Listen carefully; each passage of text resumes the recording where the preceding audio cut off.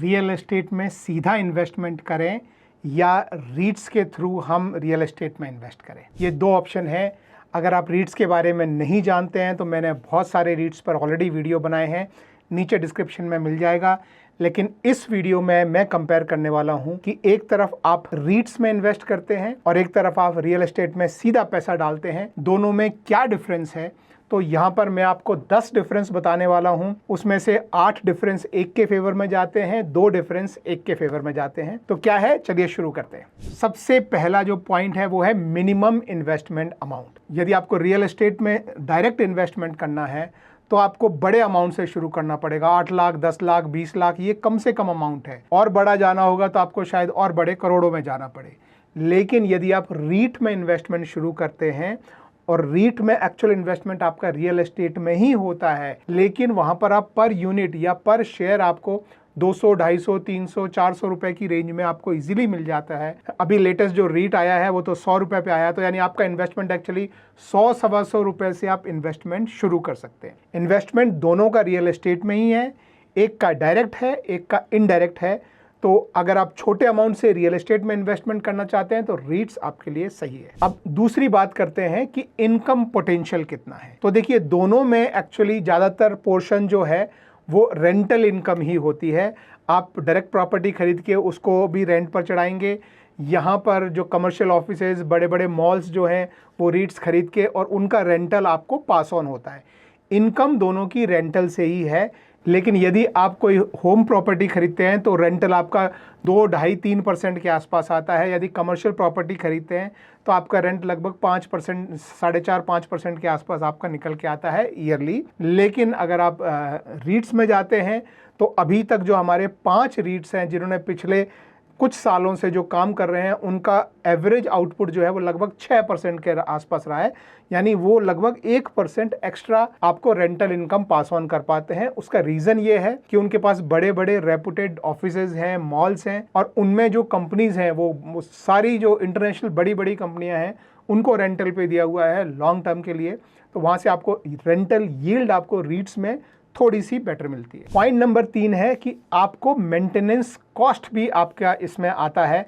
अगर आप खुद रियल एस्टेट खरीदते हैं तो आपको उसमें कुछ भी रिपेयर वगैरह कराना है, कुछ भी मेंटेन करना है तो आपको खुद को करना पड़ेगा। आप म्युनिसिपैलिटी के अंदर आते हैं तो आपको म्युनिसिपैलिटी के मेंटेनेंस चार्जेस आपको देने हैं। आप जिस सोसाइटी में रह रहे हैं आपको वो सोसाइटी के मेंटेनेंस चार्जेस भी देने हैं, और वो सारे मेंटेनेंस चार्जेस भी आपकी रेंटल यील्ड आती है उसमें से कटते हैं। लेकिन वहीं रीट्स में आपको जो प्योर आपके पास हाथ में जो पैसा आ रहा है वो सब मेंटेनेंस कॉस्ट काट के आ रहा है। तो 6% जो है वो मेंटेनेंस कॉस्ट पूरी एक्सपेंस सारे काट के नेट आपके हाथ में आ रहा है।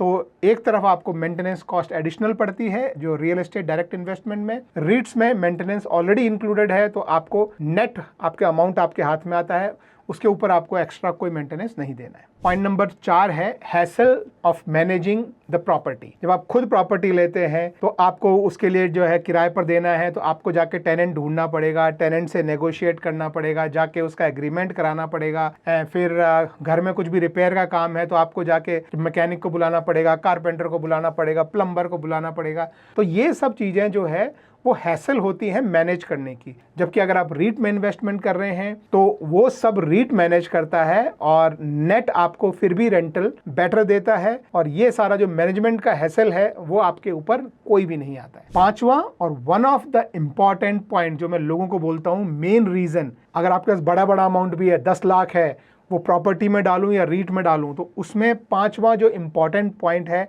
वो है ट्रांजैक्शन कॉस्ट। जब आप कोई प्रॉपर्टी खरीदने जाते हैं तो 5% से 10% तक ट्रांजैक्शन कॉस्ट लग जाती है। इसमें आपकी स्टैम्प ड्यूटी हो जाती है, उसमें आपका रजिस्ट्रेशन हो जाता है, उसमें जो है खरीदते समय ब्रोकर को पैसे, बेचते समय ब्रोकर को पैसे। और यही नहीं, इसमें ईज ऑफ बाइंग और ईज ऑफ सेलिंग भी होता है। अगर आपने खरीदना है या बेचना है, कितनी बार आपने अपना टाइम निकाल कर जाकर ऑफिस देखना है, फिर आपको रजिस्ट्रेशन करवाने के लिए रजिस्ट्रार के ऑफिस में जाना है, तो उसमें वो सारा टाइम और ये ईज ऑफ बाइंग जो है वो बहुत लफड़े वाला और बहुत महंगा काम है। 5 से 10% कॉस्ट ईजीली आती है। वहीं अगर आप रीट्स खरीदते हैं उसमें ना ये रियल एस्टेट स्टैम्प ड्यूटी, ना रियल एस्टेट रजिस्ट्रेशन, उसमें सिर्फ मैक्सिमम 0.5% तक का ही कॉस्ट जो मैं सारा उसमें जो भी आप STT जोड़ लें, उसमें आप एक्सचेंज चार्जेस जोड़ लें, सारा जोड़ के भी 0.5%, 0.5 भी मैंने बहुत ज़्यादा बता दिया, नॉर्मली 0.25% के आसपास ही आता है, पर आप आधा % मान के चलें, एक तरफ आधा % और एक तरफ 5 से 10%, और उसमें भी आपके कई दिन का समय भी जाएगा। तो ट्रांजैक्शन कॉस्ट मेरे हिसाब से बहुत बड़ा फैक्टर है, जिसकी वजह से रीट्स की तरफ ज़्यादा झुकाव आपका होना चाहिए। पॉइंट नंबर 6 है जो रियल प्रॉपर्टी खरीदने के फेवर में जाता है, और वो है कि हमारे इंडिया में प्रॉपर्टी खरीदने के लिए, चाहे वो होम हो चाहे वो ऑफिस हो, लोन बड़ी आसानी से मिल जाता है। अगर आप एक अच्छे जो है सैलरी में है, या आपका बिजनेस अच्छा है, आपका क्रेडिट स्कोर अच्छा है, तो आपको इजीली लोन मिल जाता है सही रेट पर। होम लोन है तो होम लोन काफ़ी कम रेट पर भी मिल जाता है, जबकि रीट्स में इन्वेस्टमेंट करने के लिए आपको डायरेक्ट लोन कोई मिलता नहीं है। तो आपको पर्सनल लोन अगर लेना पड़ा तो वो नॉर्मली 3-4% ज़्यादा महंगा मिलता है। तो ये एक चीज़ है जो रियल एस्टेट के फेवर में जाती है, वो है availability of loan is easier on real estate, is normally not available, या फिर अवेलेबल है रीट्स में भी तो पर्सनल लोन की तरह अवेलेबल है। तो ये एक चीज़ है जो रियल एस्टेट के फेवर में जाती है। पॉइंट नंबर 7 है इनकम स्टेबिलिटी। अभी 5 रीट्स हैं, 6ठा अभी लॉन्च हो रहा है। मैं 5 में इन्वेस्टेड हूँ, 6th में भी मैंने IPO में अप्लाई किया है। जब मैं वीडियो बना रहा हूँ तो अभी तक उसका IPO का मालूम नहीं पड़ा है मुझे, लेकिन ये कंसिस्टेंटली हर क्वार्टर के एंड में कंसिस्टेंटली पैसा अपने आप मेरे बैंक अकाउंट में आता है। 5 के 5 का मुझे कुछ नहीं करना पड़ता है। तो जो रेंटल यील्ड है वो 4-5 पार्ट में डिवाइड होके और मेरे अकाउंट में क्वार्टरली मेरे पास पैसा आता है। उसके लिए मुझे कोई वो नहीं करना है। एक एक रीट्स के पास हजारों अलग अलग कंपनीज हैं, जो उनके टेनेंट्स हैं, अलग अलग लोगों से आता है पैसा और वो कंबाइन करके डिस्ट्रीब्यूट होता है। जबकि यदि आपकी अपनी प्रॉपर्टी है तो आपको इनकम की रिलायबिलिटी पे आप अश्योर नहीं हो सकते हैं। हो सकता है आपको टेनेंट इमीडिएटली मिल जाए, हो सकता है आपको टेनेंट 2 महीने नहीं मिला तो 2 महीने का आपका वो लॉस हो जाए, फिर 2 महीने नहीं मिला तो आप थोड़ा सा प्राइस भी रिड्यूस करने को तैयार हो जाते हैं, और 2 महीने नहीं मिला तो आपका वो जो स्टेबिलिटी ऑफ इनकम है वो चली जाती है। जबकि रीट्स में आपकी स्टेबिलिटी ऑफ इनकम बिल्कुल कंसिस्टेंट रहती है, हर क्वार्टर के एंड में ऑटोमेटिक पैसा आपके पास आता है। तो यदि आपको कोई सही टेनेंट नहीं मिला या सही प्राइस पर टेनेंट नहीं मिला तो आपकी इनकम स्टेबिलिटी रिड्यूस हो सकती है। 8वां जो पॉइंट है दोस्तों वो है टेनेंट का रिस्क, जो कि रीट्स में बिल्कुल है ही नहीं। और जब आपकी अपनी प्रॉपर्टी है तो आपके पास टेनेंट का रिस्क है। टेनेंट आपको नहीं मिला, ये मैंने पिछले उसमें जो है वो डिस्कस किया कि आपकी इनकम स्टेबिलिटी रिड्यूस हो जाती है। आपको टेनेंट मिला, अच्छा नहीं मिला, अड़ोसियों पड़ोसियों को परेशान कर रहा है, रात को म्यूजिक तेज बजा रहा है, सोसाइटी आपको कंप्लेन कर रही है, आप टेनेंट को बोलेंगे बाहर जो है निकल जाओ, वो नहीं निकलेगा, आप क्या करेंगे? पुलिस में कंप्लेन करेंगे। टेनेंट का सारा हैसल जो है वो आपको हैंडल करना पड़ता है। टेनेंट बोल रहा है मैं आपको अगले महीने पैसा देता हूँ, अगले महीने देता हूँ, टाइम पर आपको पेमेंट नहीं दे रहा, आपको बार बार उसके पास जाना पड़ रहा है।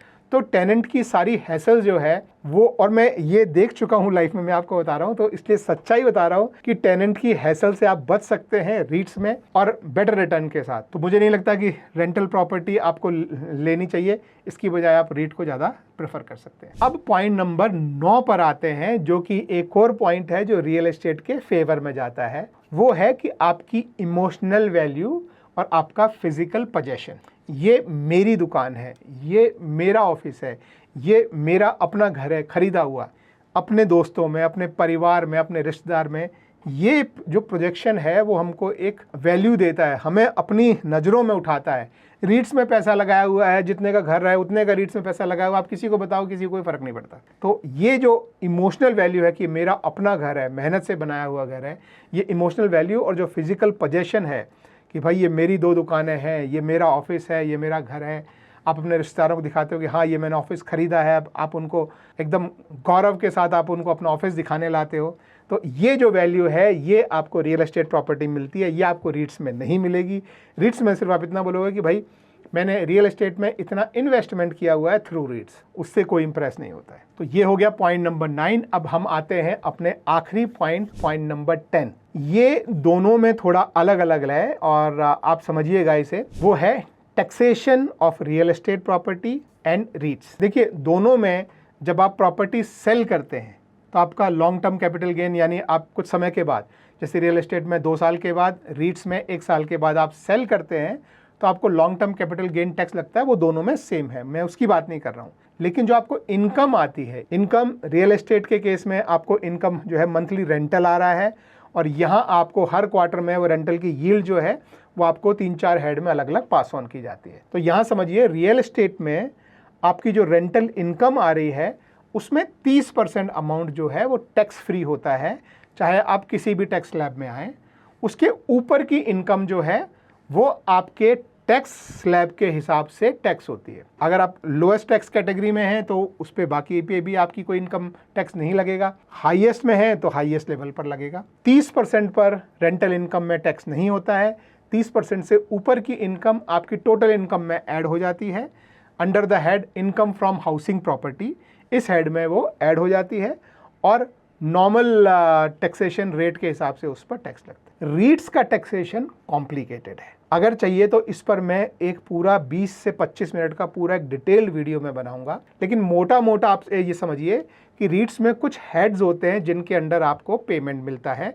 एक मैं स्क्रीनशॉट आपकी स्क्रीन पे मैं रख देता हूं जहां पे ये कुछ हेड्स आपको जो क्लियरली जो है दिख रहे होंगे। इसमें पहला हेड होता है इंटरेस्ट। इसमें इस हेड में जो भी पेमेंट होता है, नॉर्मली रीट्स उसमें कम अमाउंट पे करती हैं, उसमें जो भी पेमेंट होता है वो आपकी टैक्स स्लैब में ऐड होता है और आपकी स्लैब के हिसाब से आपको उस पर टैक्स भरना पड़ता है। इसमें आपका टीडीएस भी कट कराता है। दूसरा आपका हेड होता है डिविडेंड। तो रीट्स जो डिविडेंड आपको पास ऑन करती है उसमें एक मेजर पोर्शन होता है वो आपके हाथ में टैक्सेबल नहीं होता है। तीसरा जो बड़ा हेड होता है वो होता है repayment of your own amount. तो आपने जो अमाउंट डाला है उसी को रीपेमेंट कर रहे होते हैं, तो उसमें भी जो आपका अमाउंट जितना डाला है उतने अमाउंट तक आप जब विड्रॉ कर रहे हैं उस पर भी टैक्स नहीं लगता है। तो ओवरऑल आप अगर देखेंगे तो आप रीट्स में जो पैसा डाल रहे हैं उसमें सिर्फ इंटरेस्ट वाला जो पोर्शन है उस पर टैक्स आता है, और वो पोर्शन नॉर्मली वो लोग 5 से 10% पोर्शन रखते हैं। बाकी सारा वो या तो डिविडेंड में देते हैं या रीपेमेंट ऑफ योर ओन जो अमाउंट है उसमें देते हैं। तो रीपेमेंट और डिविडेंड पर आपको टैक्स नहीं लगता है। ये मैं शॉर्ट में बता रहा हूँ, लॉन्ग में काफ़ी कॉम्प्लिकेशंस है इसमें कि कौन से रीट्स ने कौन सा सेक्शन अवेल किया हुआ है टैक्सेशन के लिए, उसके हिसाब से फिर अगर आपको रिटर्न अमाउंट आपके जो इन्वेस्टमेंट अमाउंट से ज़्यादा है तो भी अलग चीज़ें हैं। बट मोटा मोटा ये है कि ओवरऑल टैक्स में आपको, अगर आप लो टैक्स ब्रैकेट में नहीं आते हैं, लो टैक्स ब्रैकेट में आते हैं तो दोनों केसेस में ही टैक्स नहीं लगेगा। लेकिन अगर हायर टैक्स ब्रैकेट में आते हैं तो रीट्स इज़ मोर टैक्स फ्रेंडली, जहाँ पर सिर्फ इंटरेस्ट इज़ टैक्सेबल, जो कि 5-10% से ज़्यादा नहीं होता है। तो टोटल का 5-10% पर ही आपको टैक्स लगता है, यहाँ पर 70% पर आपको टैक्स लगता है। तो टैक्सेशन के हिसाब से भी रीट्स इज़ मच बेटर। तो ये थे दोस्तों 10 पॉइंट। क्या आप इन्वेस्टमेंट करने का सोच रहे हैं? अगर सोच रहे हैं तो क्या ये पॉइंट आपके लिए यूज़फुल थे? कमेंट करके जरूर बताइएगा। Thank you very much. Have a good day. Bye bye.